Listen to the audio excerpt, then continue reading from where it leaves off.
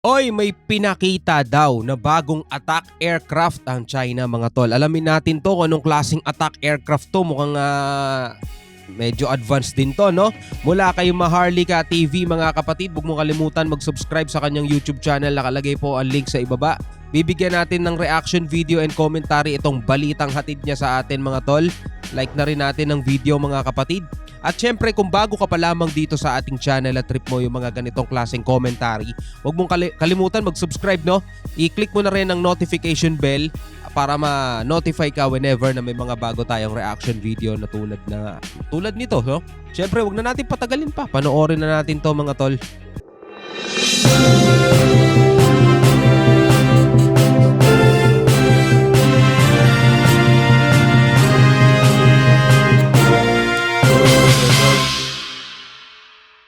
Bagong attack aircraft ng China. Kakaibang attack aircraft ibinida ng People's Liberation Army. Ginagamit umano nila ito bilang pang-atake sa mga tangke at iba pang mga misyong pangmilitar. Abangan kapatid ang kumpletong mga detalye kaya manatiling nakatutok dahil dito bawal ang fake news. Kakaiba tong sasakyan nila, no? Bago tayo magpatuloy, isang like lang po ang hinihingi ko para sa bidyong ito. Malaking bagay na po yan bilang suporta sa ating bawat in-upload. Back to the video.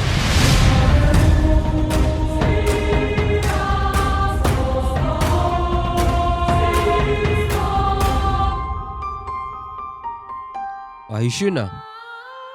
Parang hindi safe. Sa video na inilabas ng State-Operated Television Network ng China na CCTV na nakatuon sa mga balita tungkol sa PLA, pinapakita nito ang isang gyrocopter na ino-operate ng People's Liberation Army ng China na nilagyan ng anti-tank missile launcher at isang maliit na sensor turret. Bagaman magkatulad kung titignan ang gyrocopter at helicopter, ngunit magkaiba po ang dalawang ito. Ang helicopter ay lumilipad sa pamamagitan ng kanyang rotor blades na pinapaikot gamit ang makina nito, samantalang ang gyrocopter ay self-propel. Ibig sabihin, hindi na ito nangangailangan ng makina upang mapaikot ang rotors dahil automatic na ito. At ang nakikita mong makina sa likurang bahagi ng aircraft ay ginagamit para sa maliit na propeller na siya namang magtutulak sa gyrocopter para makatakbo ito.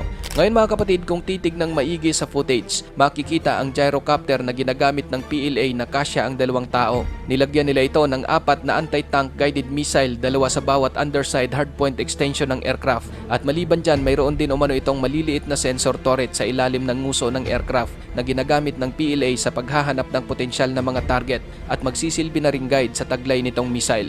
Mahusay din umanong ginagamit ng PLA ang mga gyrocopter na ito para sa surveillance at reconnaissance na mga misyon. Ayon sa mga ulat, bagaman marami ang natawa sa mga pinagagawa ng China dahil sa pag-adapt ng kanilang militar ng ganitong klaseng mga aircraft, gayong nasa era na tayo ngayon ng tinatawag na modernong pakikidigma. Tama no? Iniisip ko pa lang parang mabisa ba tong ganitong klaseng sasakyan? Di ba? Unang-una napakaliit niya, di ba? Napakaliit niya kumpara mo sa normal na helicopter na ginagamit ng militar. Tapos expose yung piloto at sakay niya, di ba? Parang gaano ba kabilis to para mailagan yung mga armalite na talagang itututok sa kanya, yung mga rockets na itututok sa kanya, gaano ba siya kabilis para ilagan to? Di ba? Mga Gatling gun, mga ganun. Di ba? Pag tinamaan yung piloto nito, malamang, ewan ko ano mangyayari, no? Ngunit naging mainam din umano ang kanilang ginawang pag-upgrade sa mga ito, gaya ng paglalagay nila ng mga anti-tank guided missile at sensor. Mayroon din umanong bersyon nito na nilagyan ng maliit na precision guided bombs. Ayon sa ulat ng TheDrive.com, gawa ng Sanxi Baoji Special Vehicles Manufacturing Company na nakabase sa probinsya ng Sanxi, China ang mga gyrocopter na ito.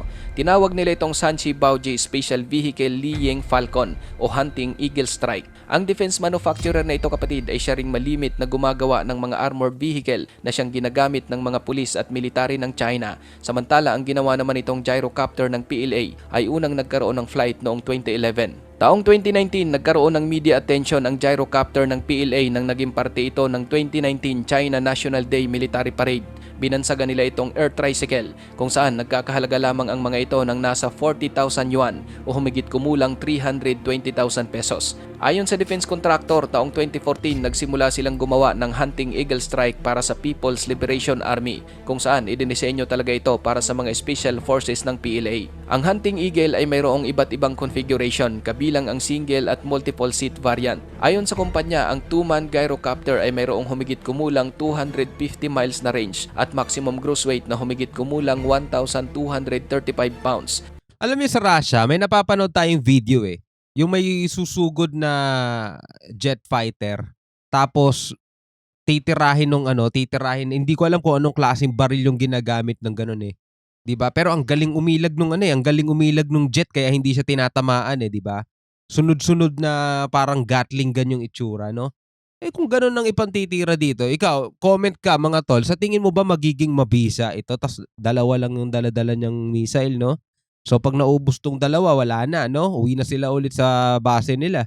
May kabagalan ang mga gyrocopter ngunit Mabagal pa, sabing gano'n, may kabagalan. Eh pag ito tinapatan nung Gatling gun na katulad nung gano'n, yari na to. higit kumulang 1,235 pounds. May kabagalan ang mga gyrocopter ngunit maliksi ito para sa malapitan at mabilisang mga misyon. Ang mga aircraft na ito ay maaring magsagawa ng very short take-off at lumapag sa hindi ganoon kalawak na lugar. Napakadali rin itong maitago at higit sa lahat easy to transport para sa pagsasagawa ng mga reconnaissance mission, mga border patrols at search and rescue operations. Mahirap din umanong ma-detect ang ganitong mga aircraft dahil sa kanilang maliit na radar at thermal signature at pagiging mabagal at mababang lumipad, kung kaya't pinili itong gamitin ng People's Armed Police ng China at People's Liberation Army para sa aerial surveillance. Noong mga nakaraang taon may Siguro nga pampulis lang siya. Eh, hindi ako expert sa mga ganyan pero kung sa totoong labanan parang mahina to, no? mga nakuhang larawan na ang PLA ay nagsasagawa ng mga pagsasanay sa Tibet gamit ang gyrocopter na nagtataglay ng mga anti-tank missile. Bagaman hindi malinaw kung saan talaga nila ito gagamitin, ngunit may mga report na maaring i-deploy ito sa kahabaan ng Sino-Indian border upang labanan ang mga tangke ng India at iba pang mga sasakyang pangmilitar,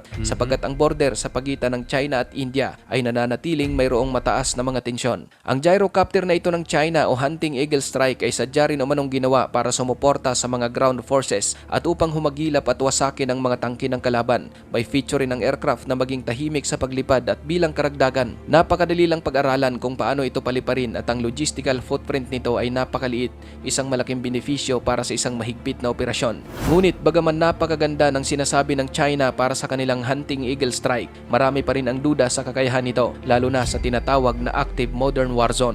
Sabihin na natin na ang ganitong aircraft ang gagamitin ng China sa border ng Sino-Indian bilang pangwasak sa mga tangke ng India. Malaki ang tsansa na agad babagsak ang mga aircraft na ito dahil sa mga air defense o mga mobile unit at ground troops sa panahon ng isang matinding labanan, sapagkat maliban sa missiles nitong taglay, walang kahit anong depensa o proteksyon sa sarili ang aircraft na ito. Ang ganitong aircraft ay walang dudang epektibong ginagamit noon ng militar sa iba't ibang mga misyon. Halimbawa, noong 1939 hanggang 1940 sa kasagsagan ng Winter War, gumamit noon ang Red Army Air Force ng A-7 gyrocopter upang magbigay ng mga impormasyon sa kanilang tropa kung saan eksaktong ipapatama ang kanilang mga artillery. Inarmasan din nila ito ng isang machine gun, 6 na rockets at 4 na bomba. Noong namang World War II, isang gyrocopter din ang ginamit ng Royal Air Force upang i-calibrate ang mga estasyon ng radar sa baybayin sa panahon at pagkatapos ng labanan ng Britain. Gumamit din ang Germany ng ganitong aircraft upang magbigay ng aerial surveillance, at maging ang Imperial Japanese Army ay nagkaroon din ng gyrocopter na tinawag nilang Kayaba Ka-1. Ginagamit nila ito para sa reconnaissance, artillery spotting at anti-submarine. Ngayon mga kapatid, bagaman sinasabing epektibo ang mga aircraft na ito noon, ngunit sa panahon ngayon malabong tatagal ang ganitong mga aircraft, lalo na kung gagamitin ito sa isang modernong labanan. Naglipana na po ngayon ang iba't ibang uri ng mga makabagong air defense system na maging kahit ang mga combat drone ay may pangontra na rin. Ikaw kapatid, ano ang masasabi mo sa videong ito? Para sa iyong opinion, i-comment mo na yan sa ating comment section sa ibaba. Siguro nung unang panahon, 'di ba? Na ang baril noon isang putok kasa, 'di ba? Ganun yung mga baril dati, isang putok kasa. Eh iba ngayon eh, 'di ba? Ibang-iba ngayon yung labanan eh. Siguro dati uubra pero ngayon, no? Eto, ano ko lang naman, no, opinion ko, no. Pero wala, mahinang klase siguro 'to, mga tol.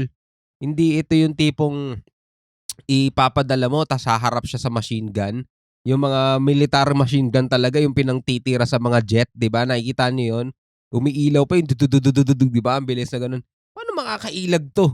'Di ba tamaan lang yung hélice nito, eh. Wala na 'to, babagsak na 'to, eh.